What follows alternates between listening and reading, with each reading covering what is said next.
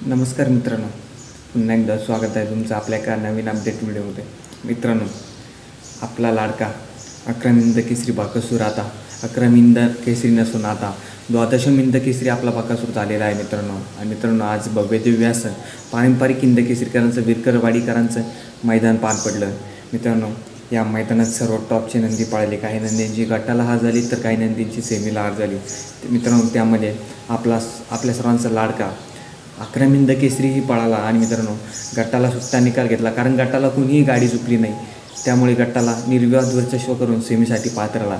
सेमीला 8-30च्या लढतीमध्ये तोंडावर निकाल घेतला आणि फायनलमध्ये सुट्टा निकाल घेत या मैदानाचा हिंद केसरीचा मानकरी झाला. मित्रांनो, बाकासूरचा पायरा होता मित्रांनो भवानी. मित्रांनो, जेव्हा बाकासूरला बैल पुरला मित्रांनो, तेव्हा बाकासूरने 2 नंबरचा बैल घेऊन 1 नंबर केला. मित्रांनो, आज भवानी बाकासूरसोबत हिंद केसरीचा मानकरी झाला. मित्रांनो, हे मैदान आज पार पडलं. बाकासूर द्वादशी हिंद केसरी झाला. मित्रांनो, मोहित शेठ आणि वैभव मामा यांचं स्वप्न पूर्ण होत आहे, कारण आता फक्त 2च मैदाने बाकासूरला हिंद केसरीच्या मैदानात 1 नंबर करायचं आणि मोहित शेठ आणि वैभव मामा यांचं स्वप्न डबल सप्त हिंद केसरी करण्याचं पूर्ण करेल आपला बाकासूर. मित्रांनो, आज हे मैदान पार पडलं.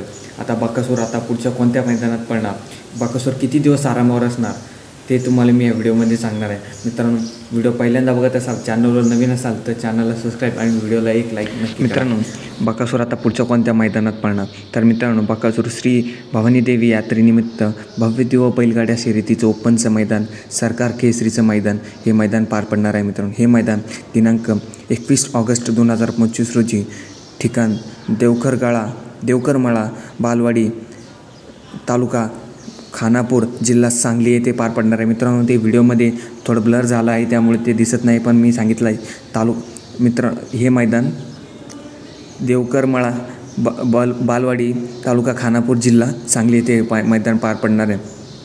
मित्रांनो, या मैदानाचे बक्षीस स्वरूपे आपण स्क्रीनवर बघू शकतात. मित्रांनो, हे मैदान 21 ऑगस्टला आहे, म्हणजे आजपासून ते 21 ऑगस्ट टोटल 3 दिवस गॅप आहे. मित्रांनो, या 3 दिवसात आपला बाकासूर आरामावर असणार आहे, कारण लगातार 1 दिवसाआड 1 मैदानात बाकासूर आपल्याला पळताना दिसत आहे. मागच्या 5-6 मैदानापासून बाकासूर पळत आहे, त्यामुळे बाकासूर या 3 दिवसात आरामावर असणार आहे आणि डायरेक्ट आपल्याला 21 तारखेच्या या मैदानात 100% पळताना दिसणार आहे.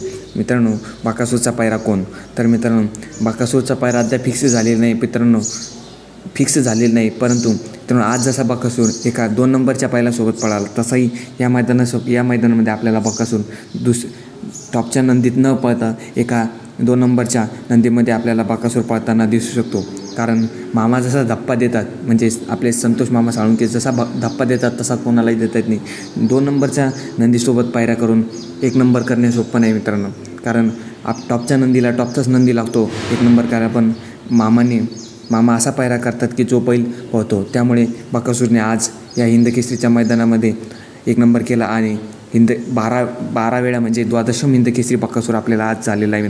मित्रांनो, या सरकार केसरी मैदानासाठी बाकासूरला आणि बाकासूर जोही नवीन नंदी असेल त्या नंदीला या मैदानासाठी शुभेच्छा देऊयात. मित्रांनो, व्हिडिओ आवडला असेल तर चॅनलला सबस्क्राईब आणि व्हिडिओला एक लाईक नक्की करा.